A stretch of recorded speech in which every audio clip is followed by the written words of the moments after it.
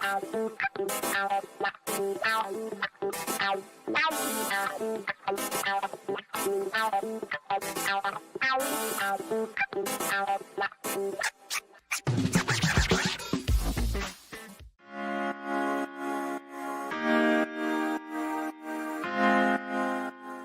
morning, Steph. Justice feels like it's, I don't know, either on life support or maybe circling the block, can't find a parking space, something.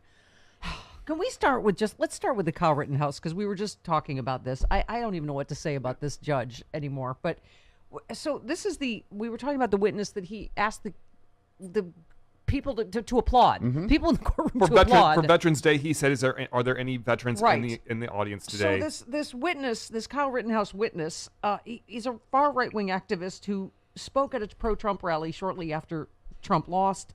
He said, whether Donald Trump wins or not, it's your time to rise, because we'll not go down without a fight. We will not go down without bloodshed. Let me just say what's on all your minds. If you want a second civil war, then they got one, because I will not let this country fall. I will not let this country burn. I will fight to the very last breath. Okay, so that was the witness defending Kyle Rittenhouse, who he says was trying to de-escalate violence with his AK-47. So the judge didn't allow either this or I don't know, Kyle Rittenhouse flashing white power signs in a, T-shirt hanging out with Proud Boys. Explain to me what's happening in this Rittenhouse trial, Glenn. What's happening is we're seeing the worst of the criminal justice system in the Rittenhouse case. Just as I maintain, we saw some of the best of the criminal justice system in the Derek Chauvin trial for murdering George Floyd, where that judge and frankly the parties conducted themselves exactly the way you should conduct yourself in a courtroom. This judge, Bruce Schroeder, I think is his name, frankly, he is so ill-tempered, ill-mannered. He's ill-suited to be a judge. Yeah. But it's not just sort of his form. It's the substance of some of what he's been doing. The most gross abuse of his discretion, Steph, in my opinion, is when he said the prosecutors can't call the people who were shot and killed victims, but the defense can call them looters and rioters and arsonists and, I guess, people who needed a good killing, right? That's the message this judge allowed to be sent to the jury. You know what? That disqualifies him as far as I'm concerned. And frankly, I suspect you're going to see complaints roll in to the Wisconsin Judicial Committee, which oversees the, suitability of judges to sit. And maybe there will be some action. Of course, it will be too little, too late for the Rittenhouse trial. Yeah. So his mom was crying on Hannity last night.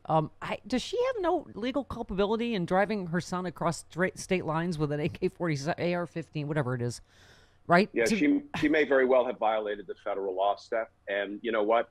If she did, she needs to be held accountable as well. Yeah. But I will tell you, I don't have high hopes for a guilty verdict, and I can explain why if you want. Yeah, no, please.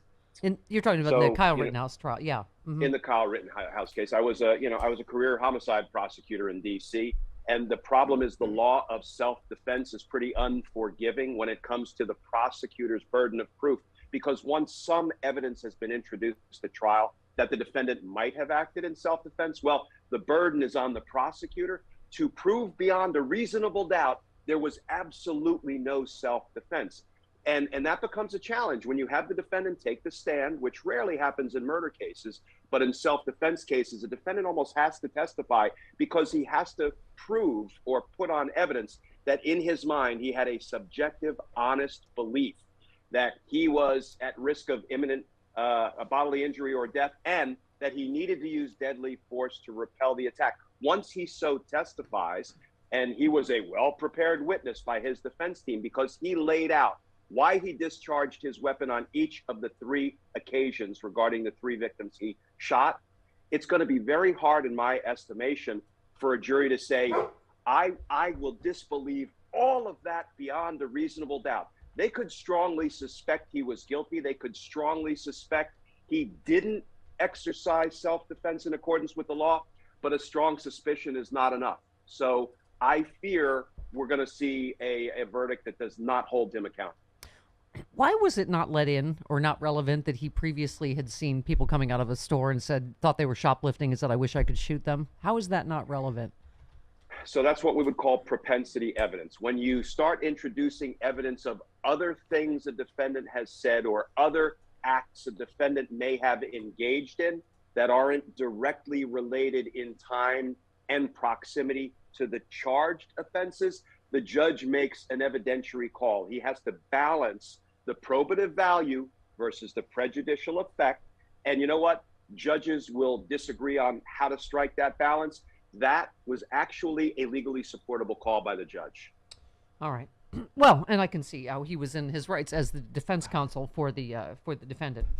I'm just kidding. Okay, I don't know that the judge is actually defense counsel. He just seems like it. Right. Okay, let's move on to today, because obviously we've a lot of stuff going on. The January 6th Select Committee is warning Mark Meadows they will pursue criminal contempt charges if he does not comply with the subpoena this morning, right? So if they said Meadows has no valid legal basis for not cooperating, warned they will pursue criminal contempt charges if he does not show up today for his deposition. So, but as you keep saying, Bannon, I think you're still doing the watch, aren't you? Oh, Steve Bannon indictment watch day 21. That was yesterday. If we decline to prosecute bank robberies, we'd be encouraging future bank robberies. Thank you. And as you tweeted, you said now Mark Meadows is refusing to comply with the subpoena, and Stephen Miller was yucking it up on Fox, mocking the rule of law. These people are lawless. When will Congress use its lawful power of inherent contempt to protect our democracy? So let's talk about all of that. Inherent contempt, where we are with, at the DOJ. Yeah, for whatever reason, Congress has an inferiority complex. It is turning to the executive branch, the Department of Justice, to do its dirty work. It's not dirty, but do its enforcement of its subpoenas when Congress has its own enforcement mechanism called inherent contempt. And I'll talk about that in a second. But, with the Department of Justice, we are now, as you say, Steph, on day 22 of the Bannon indictment watch. He could have and should have been indicted inside of a week. That's been done before. And the Department of Justice, by just failing miserably to indict Bannon in a timely manner, they might as well post something on the DOJ website that says, witnesses, you need not comply with congressional subpoenas. Yeah. Because that is the impact of DOJ's failure to indict Bannon in a timely manner. But here's the thing, Congress can remedy that because they have a lawful power of inherent contempt to enforce their own subpoenas. Real quick, criminal contempt being sent over to the Department of Justice for indictment is to punish Bannon for committing a crime, but it doesn't compel his testimony. Inherent contempt, which Congress can deploy at any moment, compels testimony because they lock Bannon up, they put him in a jail cell, they give him the keys to the jail cell, and they say, hey, look, sport, you can unlock the jail cell door. All you have to do is testify. Yeah. They refuse to use it. They're neutering themselves, and they're acting like a second-class branch of government. I mean, maybe you or I don't know the answer to this, but were they waiting, thinking the DOJ was going to indict, or are they still waiting for the DOJ? Or, I mean, you know what I'm saying? You're a co-equal branch. Yeah. How about you man up, you woman up, and you do it yourself? Mm-hmm. You have the lawful power to do it. We've been talking, everybody's been talking about, your colleague Joyce Vance's piece, and you said, I agree with Barb McQuaid and Joyce Vance that these things can take time, but they also can be done quickly, as was done when EPA official Rita Lavelle was indicted just 9 days after the congressional contempt referral, and Ms. Lavelle hadn't tried to destroy our democracy. People on the other side would argue, as Joyce did, that the government lost in that case. So that was her argument for why it's more important to try cases than to win cases. You don't fail to protect democracy by saying, you know what, we probably won't win at the end of the day. That's no government I want to be associated with. Right. Well, yeah, you said we are dealing with a bunch of cowards, but we also have a bunch of heroes. I'm glad you took time to give a shout out. You said Judges Chutkan, Walton, and Sullivan, public servants, Ambassador Marie Yovanovitch, Vindman, Colonel Vindman, numerous other whistleblowers, and many others. We have fighters among us. We're going to talk to Miles Taylor in just a bit. It just feels, and you knew this was going to happen, right, Glenn, with the appeals court temporarily blocks the committee from obtaining Trump White House records, which they were supposed to get today. We knew this was going to happen, right? A federal appeals court granted a request from Trump to temporarily block the National Archives from turning over the records today. Courts often issue these types of injunctions, I'm reading, to allow more time to consider the underlying issues. The order was not a ruling on whether Trump or the House committee has a stronger legal argument. Well, I mean, Trump has no legal argument. He's not president anymore, as Chuck can very, very, clearly laid out, right? Yeah, but let's look for some light amidst the darkness of the appellate court now putting a stop to the documents going over to the select committee. So Tanya Chutkan, first of all, who I used to try murder cases against when she was a public defender in the courts of DC, she's the real deal, strong, fierce, smart. She got it right. And importantly, she moved that litigation at light speed. And my favorite line is that presidents aren't king and plaintiff isn't president. Those are words for the ages, right? Yeah. And then, not surprisingly, the appellate court said, not so fast. We want to take a look at this. And they put a stay in place. But they set oral arguments for 2 weeks from now, November 30th. What does that tell us? It tells us that the courts are wising up, and they're not going to let Trump weaponize the delay endlessly to try to run out the clock. Nixon, right? We subpoenaed the tapes, and it took only 4 months from the date of the subpoena for the Supreme Court, through all of the intermediary courts, to rule and say, Richard, turn over the dang tapes. 4 months. That was light speed. That feels like the track we're on now. No, we don't want to wait 4 weeks, 4 minutes, or 4 more seconds for justice. But if they're going to expedite it and they're going to say, Trump, get out of here, National Archives, give over the records, I am willing to wait a short amount of time through the process to get that ruling. I think they said, can we call you Dick in that ruling? But that's just... I was so close to going there. I went the rest of the way for you. Exactly. Yeah, let Stephanie have no decorum. But you made another great point on Twitter, as you do. You said if the DOJ fails to hold Trump and company accountable for their attempted overthrow of the government, the Republican concession speech will go the way of the dinosaurs. Seems like it already has. Guy still hasn't conceded in Jersey, right? As a Jersey boy, you know what I mean, it's just, and he lost by the same amount that, Terry McAuliffe lost by. And it's just, you're right, this has become their whole party now. And even if DOJ is working hard and diligently behind the scenes and putting a big case together, and I have some reason to believe they are, they don't seem to appreciate the sense of urgency with our democracy hanging by a thread.